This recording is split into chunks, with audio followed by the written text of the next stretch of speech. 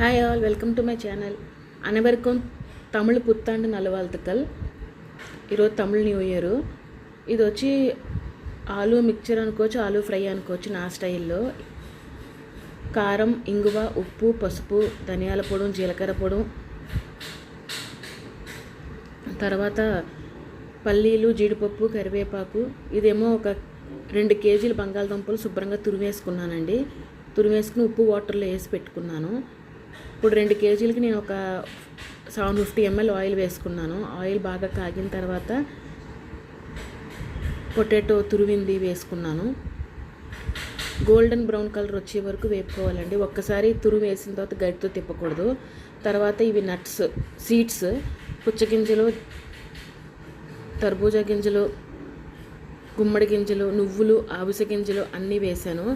మామూలుగా వేపించిస్తే పిల్లలు తినరు కాబట్టి ఇలాగ మన ఆలు చిప్స్ చేసినప్పుడు, మిక్చర్ చేసినప్పుడు వాటిలో వేపించి వేస్తే తెలియదు కాబట్టి తినేస్తారు, కాబట్టి హెల్త్కి కూడా చాలా మంచిది.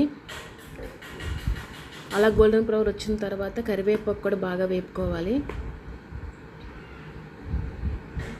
కరివేపాకు కూడా బాగా వేగిన తర్వాత జీడిపప్పు అన్నీ ఇలాగ వేపుకున్న తర్వాత ఏదైతే డ్రై రోస్ట్ చేసుకున్నాను, ఇది ఆయిల్లో వేపించలేదని డ్రై రోస్ట్ చేసుకున్నాను సీడ్స్ అన్నిటిని.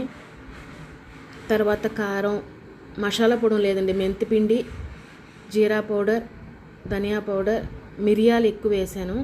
తర్వాత అన్నీ వేసి ఇలా కలుపుకుంటూనేనండి. ఐ హోప్ మీకు వీడియో నచ్చుతుంది.